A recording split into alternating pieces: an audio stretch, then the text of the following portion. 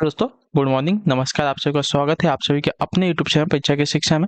I hope कि आप सभी अच्छे होंगे। आपकी जो तैयारी है आप सभी ने स्टार्ट कर दी होगी। बीएड परीक्षा 2024 के जो बच्चे क्लास में फर्स्ट टाइम में नए हैं, पहली बार हम सभी को बता देगा हमारे चैनल पर जो आपकी बीएड परीक्षा 2024 की जो तैयारी आपकी कंप्लीट बेसिस पर करवाई जाए, तो जिसे भी तैयारी जो है कंप्लीट करनी है, चैनल को सब्सक्राइब करके हमारे साथ जुड़ जाइए। उसके बगल में जो आपका बेल आइकन है उसको ऑन कर लेंगे, ठीक है। क्लास का समय देख ले, जीके जी इसकी जो क्लासेस सुबह 10 बजे आपको डेली इसी टाइम पर देखने को मिलती है, और जो हिंदी की क्लासेस शाम को 7 बजे आपको देखने को मिलती है, ठीक है। और ये जो क्लासेस है हर एक स्टेट के बच्चों के लिए है, जहाँ पे आपका बीएड का प्रवेश परीक्षा होने वाला है, ठीक है। तो उन सभी स्टेटों के लिए ये परीक्षा है, ठीक। बाकी अगर पीडीएफ की बात करें तो पीडीएफ के लिए हमारा टेलीग्राम का चैनल है परीक्षा के शिक्षा नाम का, डिस्क्रिप्शन में आप सभी को इसका लिंक मिल जाएगा, तो फटाफट जाइए वहाँ से हमारे टेलीग्राम चैनल पर जुड़िए। बाकी अगर वहाँ पे देखिए आपका क्लास का जो अपडेट होता है डेली बेसिस पे दिया जाता है, और जो आपका एग्जाम की बातें होती है वहाँ पे आपको देखिए बता दी जाएगी, ठीक है। अगर आपको हमसे कुछ पूछना है, कोई बात करनी है, तो आप हमें आके इंस्टाग्राम पर मैसेज कर सकते। परीक्षा की शिक्षा का हमारा इंस्टाग्राम का पेज है, ठीक। तो चलेंगे क्लास स्टार्ट करेंगे।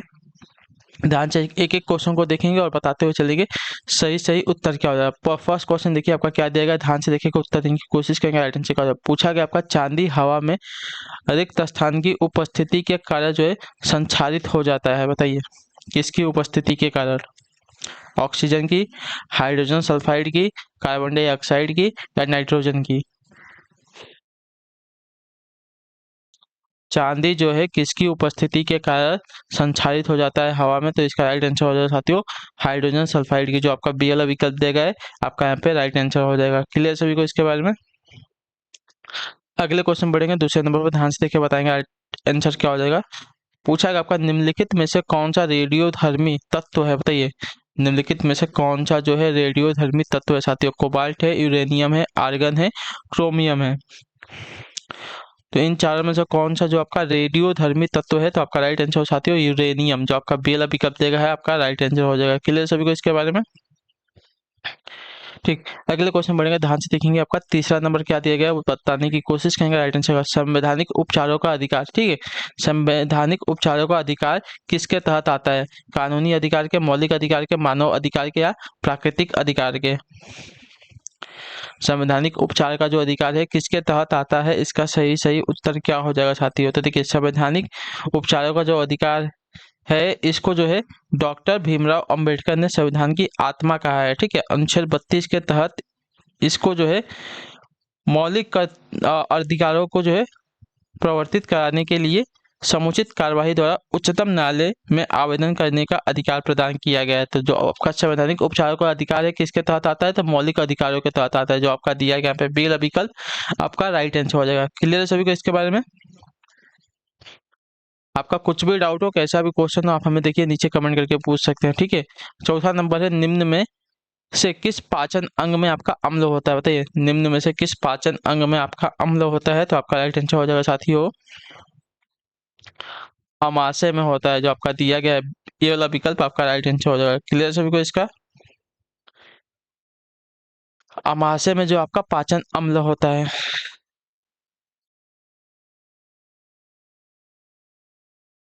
ठीक, अगले क्वेश्चन बढ़ेंगे, ध्यान से देखें। आपका पांचवें नंबर पर बताने की कोशिश कीजिएगा, राइट आंसर क्या हो जाएगा। आपका पूछा होगा पाक जल डमरू मध्य तथा मंदार की खाड़ी द्वारा निर्मित तंग समुद्री जलमार्ग के कारण इनमें से कौन सा देश भारत से अलग स्थित है, बताइए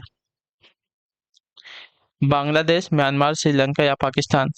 पाक जल डमरू मध्य तथा मन्नार की खाड़ी द्वारा निर्मित तंग समुद्री जलमार्ग के कारण इनमें से कौन सा देश जो है भारत से अलग है, तो आपका राइट आंसर साथियों श्रीलंका देश। जो आपका दिया गया यहाँ पे सी वाला विकल्प आपका राइट आंसर हो जाएगा। क्लियर सभी को इसके बारे में। ठीक, अगले क्वेश्चन बढ़ेंगे, उत्तर देने की कोशिश करेंगे। सही उत्तर क्या हो जाएगा आपका छठा नंबर क्वेश्चन, ठीक है। क्या पूछा गया पहले देखेंगे।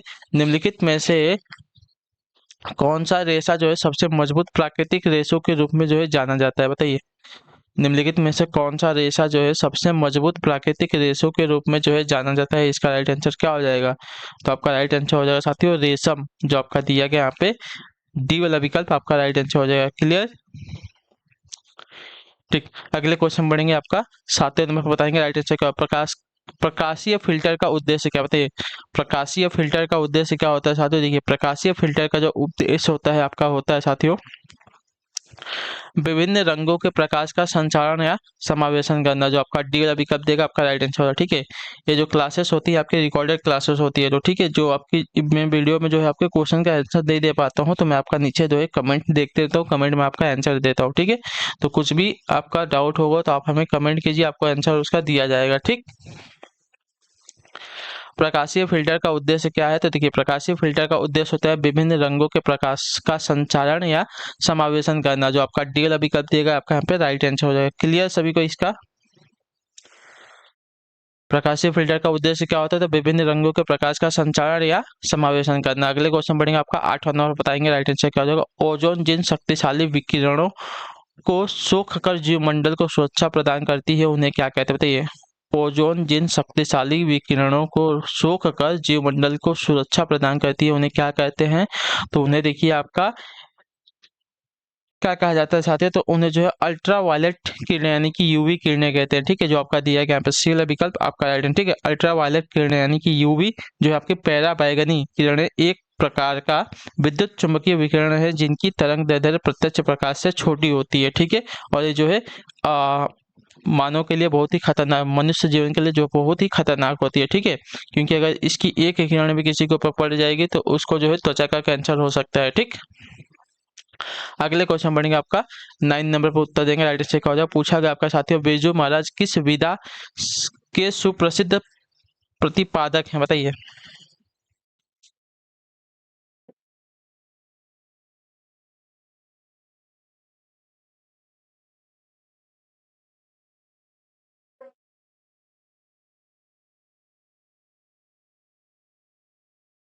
बताइए, बिरजू महाराज किस विधा के सुप्रसिद्ध प्रतिपादक हैं साथियों? इसका राइट आंसर क्या हो जाएगा? तो आपका इसका सही उत्तर हो जाएगा साथियों कथक के, जो आपका दिया गया यहाँ पे बी वाला विकल्प आपका राइट आंसर। ठीक, क्लियर सभी को?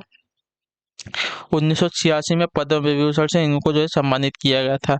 अगले क्वेश्चन बढ़ेंगे 10वें नंबर पर उत्तर देंगे राइट आंसर का। पूछा गया पृथ्वी के वायुमंडल की अनुपस्थिति में जो है आकाश कैसा प्रतीत होगा? बताइए। पृथ्वी के वायुमंडल की अनुपस्थिति में जो प्रकाश है आपको कैसा प्रतीत होगा? नीला होगा, गहरा लाल होगा, श्वेत होगा या काला होगा? तो आपका राइट आंसर हो जाएगा साथियों काला प्रतीत होगा, जो आपका दिया गया डी वाला विकल्प आपका राइट आंसर। ठीक, क्लियर सभी को इसके बारे में? नीले रंग के प्रकीर्णन के कारण जो है आकाश हमको नीला दिखाई देता है, वायुमंडल की अनुपस्थिति के कारण प्रकीर्णन नहीं होगा, अतः जो आपका आकाश है काला दिखाई देगा। ठीक है, क्लियर? अगला क्वेश्चन 11 नंबर, ध्यान से देख के उत्तर देने की कोशिश करेंगे राइट आंसर क्या हो जाएगा। पूछा गया आपका भारतीय राष्ट्रीय कांग्रेस की प्रथम महिला अध्यक्ष कौन थी? बताइए। इसका सही उत्तर क्या हो जाएगा साथियों? तो इसका राइट आंसर हो जाएगा एनी बेसेंट, जो आपका सी वाला विकल्प देगा है आपका सही उत्तर हो जाएगा। ठीक है, सन 1917 में एनी बेसेंट जो है भारतीय राष्ट्रीय कांग्रेस की प्रथम महिला अध्यक्ष थी। याद रखिए, इनका जन्म जो है लंदन शहर में 1847 में हुआ था। अगले क्वेश्चन बढ़ेंगे आपका 12 नंबर पर, बताएंगे राइट आंसर क्या होगा। ध्यान से देखिएगा, बताने की कोशिश कीजिए राइट आंसर क्या होगा। निम्नलिखित में से कौन सा कार्यक्रम निर्धन स्त्रियों की उदार आवश्यकताओं की पूर्ति कराता है? बताइए। निम्नलिखित में से कौन सा जो कार्यक्रम है निर्धन स्त्रियों की उदार आवश्यकताओं की पूर्ति कराता है? तो इसका राइट आंसर हो जाएगा साथियों राष्ट्रीय महिला कोष, जो आपका दिया गया यहाँ पे बी वाला विकल्प आपका राइट आंसर हो जाएगा। क्लियर सभी को इसके बारे में? राष्ट्रीय महिला कोष जो है कार्यक्रम गरीब महिलाओं की ऋण संबंधी आवश्यकताओं को पूरा कराने के उद्देश्य से सन 1993 में जो है इसका गठन किया गया था।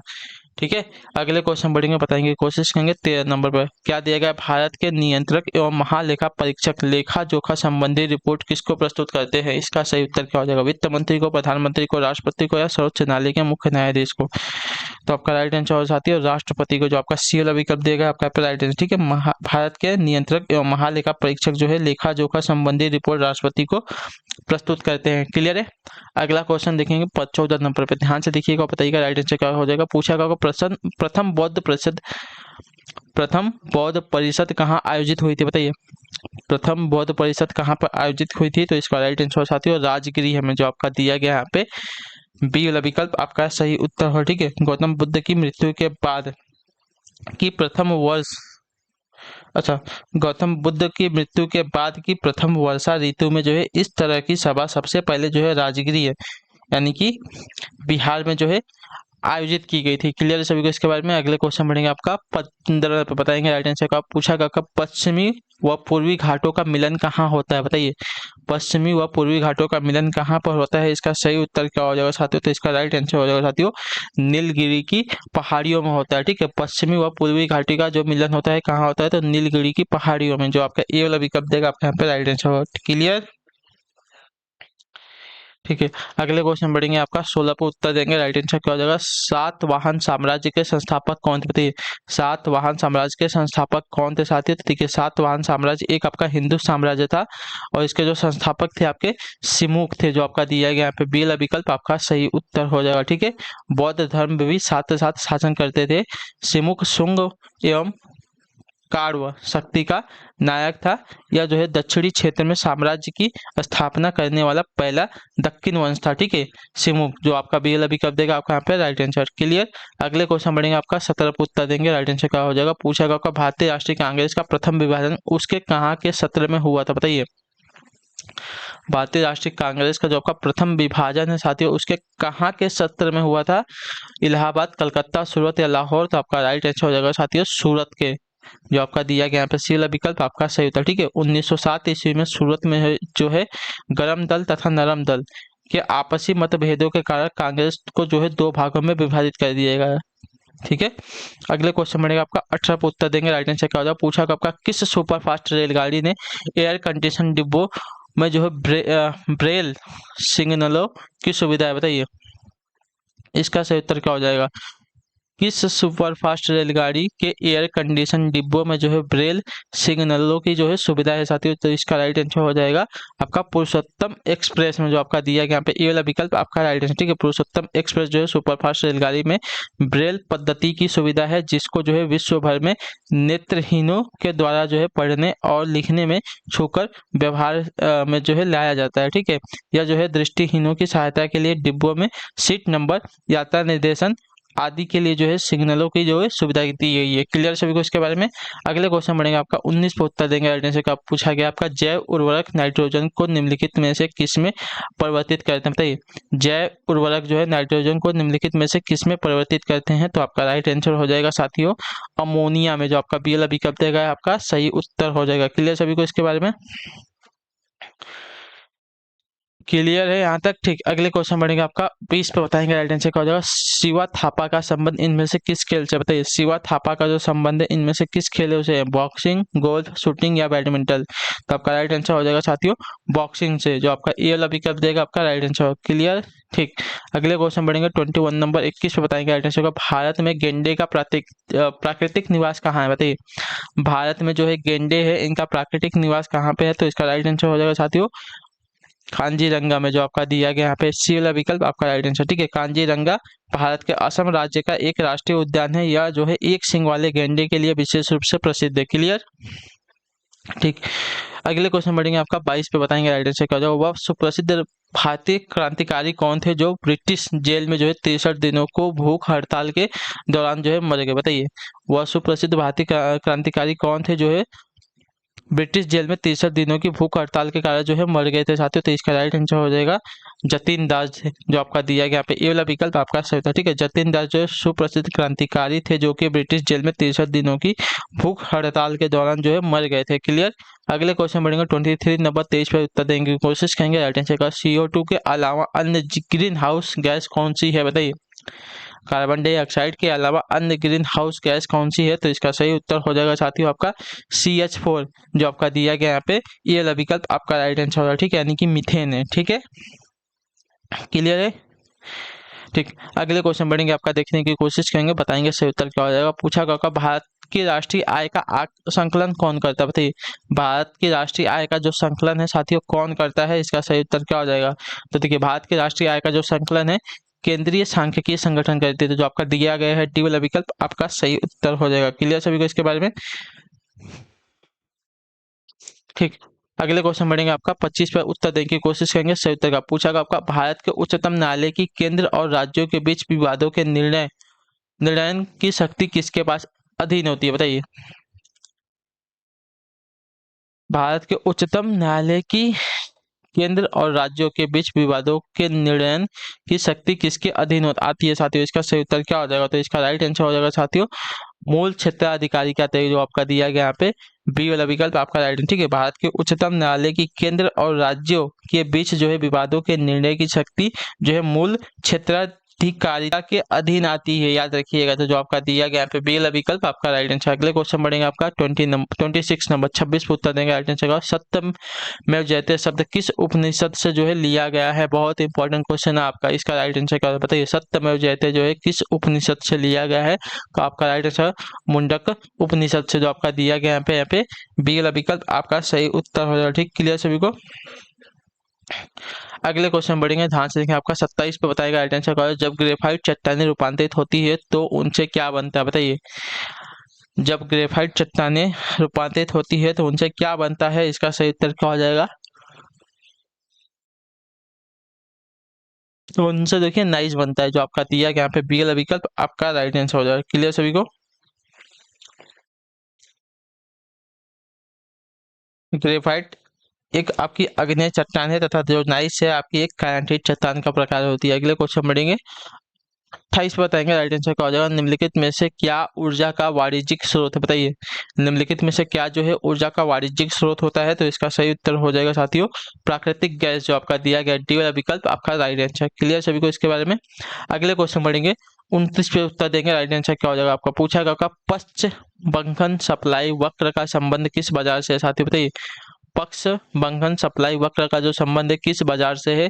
तो इसका सही उत्तर हो जाएगा साथियों श्रम से है, जो आपका दिया गया यहाँ पे अब बी वाला विकल्प आपका सही उत्तर हो जाएगा। क्लियर? अगले क्वेश्चन बढ़ेगा, आखिरी क्वेश्चन है, ध्यान से देखिएगा, उत्तर देने की कोशिश कीजिएगा। राइट आंसर का सूचना प्रौद्योगिकी में जो है एसोसिएटिव मेमोरी को क्या कहते हैं? बताइए। सूचना प्रौद्योगिकी में जो आपका एसोसिएटिव मेमोरी होती है उसको क्या कहते हैं? तो उसका राइट आंसर हो जाएगा साथियों इसको जो है आपका कंटेंट एड्रेसेबल मेमोरी कहते हैं, जो आपका दिया गया यहाँ पे सी वाला विकल्प आपका राइट आंसर हो जाएगा। क्लियर सभी को इसके बारे में? सूचना प्रौद्योगिकी में जो आपकी एसोसिएटिव मेमोरी को जो है कंटेंट एड्रेसेबल मेमोरी भी कहा जाता है। क्लियर? ठीक, तो इसी के साथ जो आपकी क्लास है आज की यहीं पे कंप्लीट होती है। आई होप कि आपको जो क्लास है साथियों अच्छी लगी है।